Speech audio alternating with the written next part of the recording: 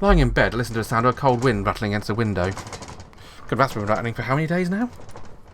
Filled on natural fatigue, like after catching a bad cold.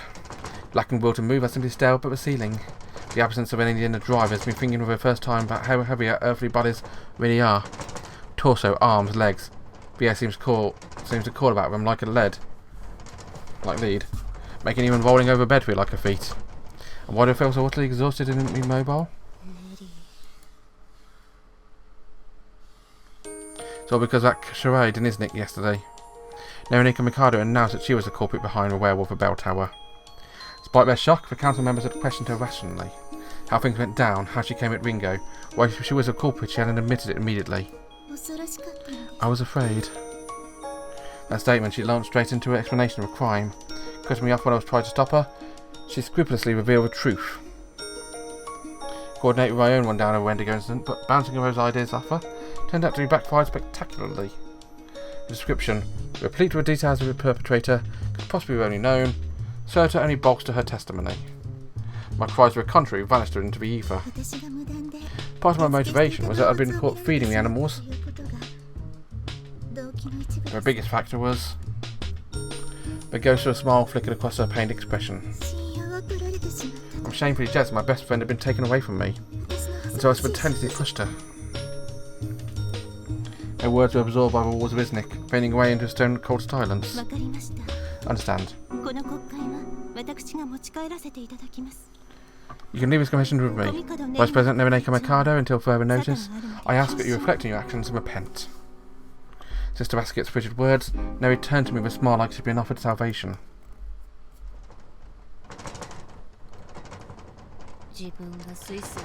There's no coming back from this now, and it's all because I tried to pull a Switzerland.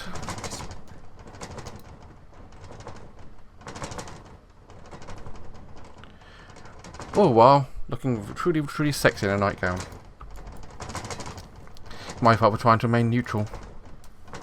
For trying to prevent the scales from tipping one way or the other, neither covering nor accusing the perpetrator. I was busy thinking about how I might smooth things over without assuming responsibility. The high tide drew back and towards the far horizon. Superimposed on the ceiling, I see the spectre of Neonika Mikado. It's likely she's covering for a real werewolf. I must determine the culprit from the information I gave her during my rundown of the incidents. And then, just like I've been trying to do, she covered for them. However, whilst my strategy had been to put it on something akin to an act of God, she chose to sacrifice herself. She thought I was going to reveal the identity of the perpetrator in Iznik. She had known my intentions, or would have been trying to put the whole thing to bed, and so she'd hastily fingered herself for a crime. But an idiot. The effort of whispering words weighs me down even more, like I'm made out of lead, but I'm about to sink into be swallowed up by a mattress.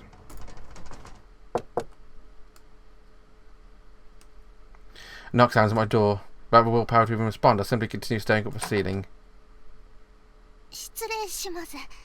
Excuse me. A voice accompanied by the sound of a door opening. Are you feeling any better? Ichigo Sasaki-kun's voice. There's a note of fear in her tone. I suppose seeing me in this apathetic, doll-like state would do that. Are you asleep?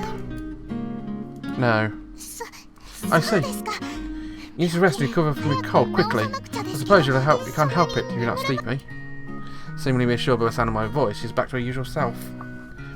What's this about a cold? Oh right. I fake being sick so I could be alone.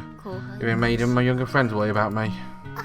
I think I wanted to come check on you too, but her ankle's still hasn't fully healed, so she shouldn't force herself. Getting a fever will be no joke. I won't see her. My tone brooks no argument, and renders her speechless, for while there's only the sound of wind rattling against the window. Yuzuriha senpai. A shade falls across my face and I can tell she's approached the bed. As I lie there stiffly like the Tin Woodman, she peers down at me worriedly. You haven't slept a wink, have you? Have you been eating properly? You looked haggard. I don't have energy to respond. By the vibrations of the air across my skin, I can feel her fidgeting, like she's giving up to something. So, about Kamikado senpai. Don't. I don't want to talk right now. Go away. She gasps, startled by my blunt admission of my feelings when she's used to acting a clown. I'll come back soon. The door Fudce shut with ruthless finality. No, it was me who effectively took the key and shut her out. I don't want to think about anything. Close my eyes and lock the door on myself.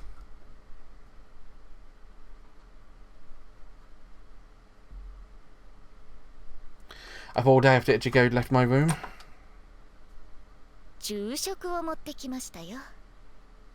I brought you lunch. I hear a familiar pair of wicked cats. Yagaki-kun. It's Chinese-style kanji today. Hey, don't you mean I bought a lunch? Looks as if you've brought around your partner along with her. The loud voices bring me feelings of both relief and irritation.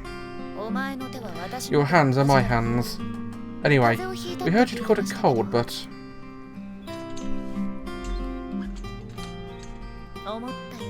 Seems more serious than I thought.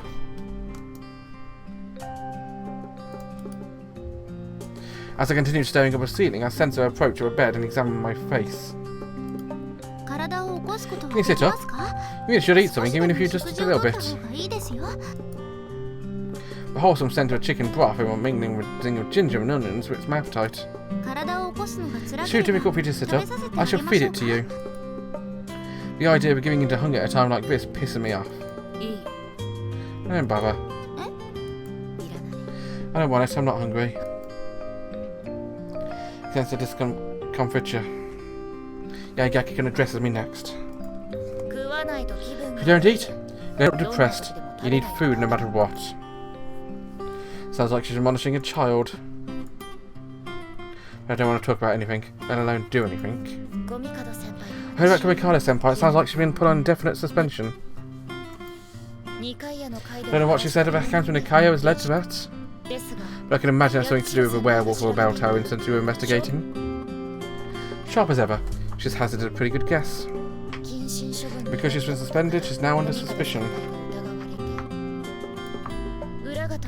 So it's a temporary measure until a truth can be verified. If that's the case, then what? Who's going to prove of innocence if not you? Right. She's absolutely right, but you see? I told my best friend how I felt about her, and I rebounded Ringo-kun when she went and exhibited that damn self-sacrificial streak of hers again. Stupid as it may be, I still love her. Who the hell even am I? Why is everything I do so half-assed? I tried to resolve a werewolf or bell tower incident without tipping the scales either way. The whole thing was just a half-hearted attempt to look good in front of everyone. Yatsuro-senpai? I don't give a crap. I said I don't give a crap. Up until now I've been breaking my back to make not only Neri happy, but the whole school.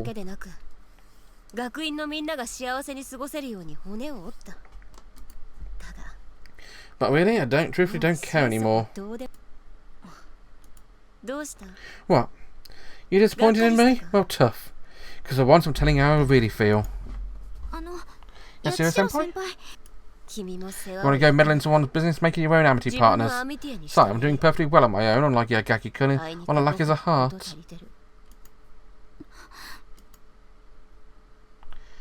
Her reaction makes me realise without having to look in a mirror, but I'm staring nastily. What are you going to do about Kamikado-senpai? Neri's business is no concern of mine. Then I can hear an inner voice asking me, really? We all squeak ominously back-like. The palpable sense of anger in the room grows distant. I'm so glad the word contemptible exists. It describes you to a T. 2 outs. Mother showing a modicum of respect by using the lingo of support Yagaki-kun so loves. I drew away Chigo-kun, and now I spurned Yagaki-kun. Who next? I think we all know who the answer's going to be. It's going to be Suoh. There's another girl who'll probably come by, so I can make it a third. My lips curl unpleasantly as my eyelids close again.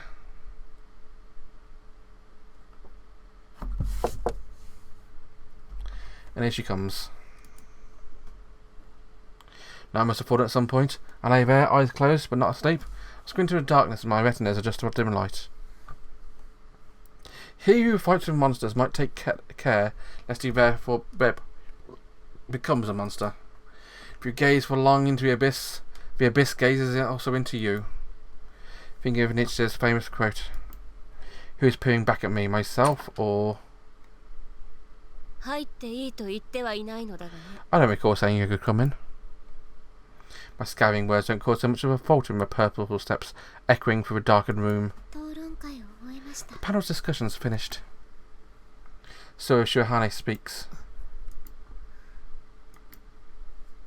Her presence is so faint, she'd be alive or dead for all I know.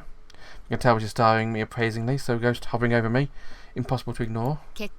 And I was approved by all 5 members, so passed all the necessary conditions to stand as a council member. I see. That's great. No, it isn't. The fearful tinge of her words causes me for the first time to turn my gaze away from the ceiling and inspect her knowing towards my visitor. Her form, shrouded in darkness, is stunningly beautiful. It sends a shiver down my spine. It's the beauty of it, even under normal circumstances, shakes loose, treasured, hidden childhood memories in those who see it. Now, standing by my bed in the gloom, so overwhelming when it tugs at my very soul. You pushed me to do this. Both criticising me and attempting to get a rise out of me, much as like Yagaki-chan did. Suoh-kun's jet black orbs remain pinned on me as she opens her luscious lips again. You pushed me to do this so that I could find the key to get my Yuri back. She's no longer with us, she's long gone. Darkness deepens around my morbid joke, only heightening the ghastly beauty she emanates. It's bewitching. However, Yatsura-senpai, if you could talk to someone who had died, what would you say? There's no flash of anger nor any biting retort. She merely asks a question. I don't know.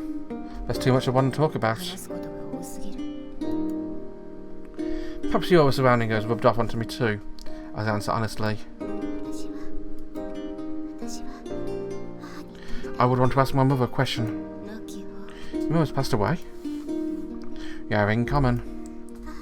She was sickly, always in and out of hospital. I was a clever kid, so I knew what was going on. I never complained, I just accepted it.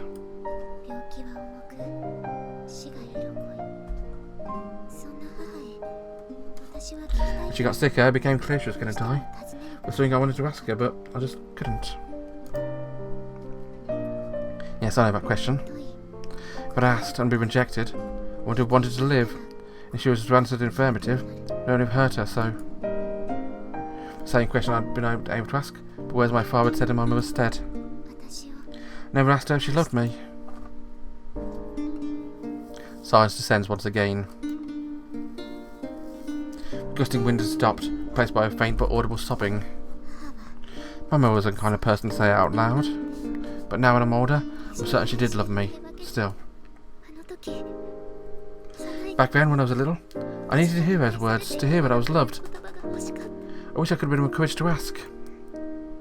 As a child, she knew, in her wisdom, when her mother feared voicing those words, in case it only made their inevitable parting harder. Yatsura-senpai, you're still here where I can reach you. You can answer if I ask. Speak softly like a mother addressing a small child. Norineko Mikado, Izumi Kosaka.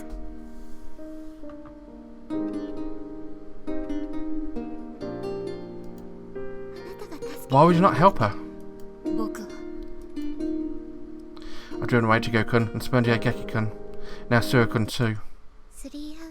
I won't let you strike out a third time.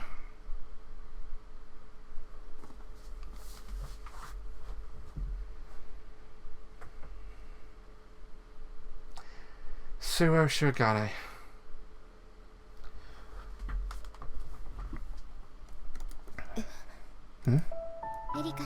Erika-san told me you were depressed and asked me to give you a kick in the ass on her behalf.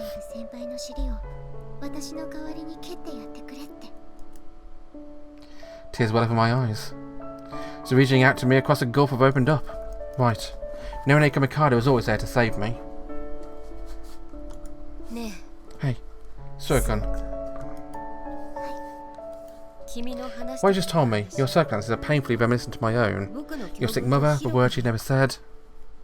And so I tell her how my father frequently moved around for work. So even when I did make friends, I always had to leave them behind, how it led to me becoming gloomy and withdrawn. I tell her how, after becoming a complete coward, I met Angraecum Academy at my newest school. You're just like me.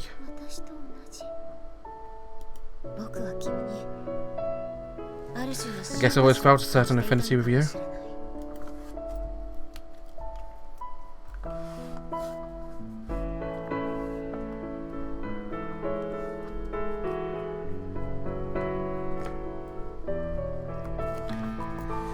Neri was my very first best friend. She was there to look out for me. I tell Suoh about a time when I introduced Neri to my convalescing mum, and how a few months later her condition gradually worsened until finally she passed away. I'm sorry. And then, as I followed in my mother's footsteps, Neri was struck down by a serious illness.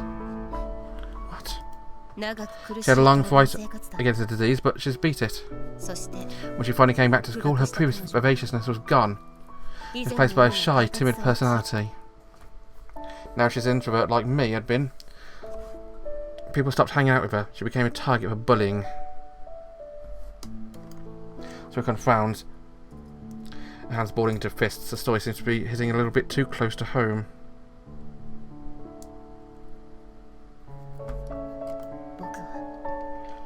So I shake off my negative self and become someone who could protect her. Someone more like who she'd been to me before. She could protect her like she had you. Yes. I promised myself I'd become strong. For her sake. Yatsushiro-senpai. I'm okay now. You kicked my ass so hard it's covered in your footprints. My mind's made up. My trademark cynical smile, I tell her to give Yageki my thanks. And Ichigo-san too. Huh? Ichigo-san went to Erika-san and asked her to give you some encouragement. And she went to you, huh? Aye. We do have some wonderful friends, I finished to myself. You can tell Ichigo-kun too. I know what I gotta do. She nods, but Ghosty is gone, and she's again with fair and pure Suoh Shirahane. I'm gonna prove my beloved best friend is innocent.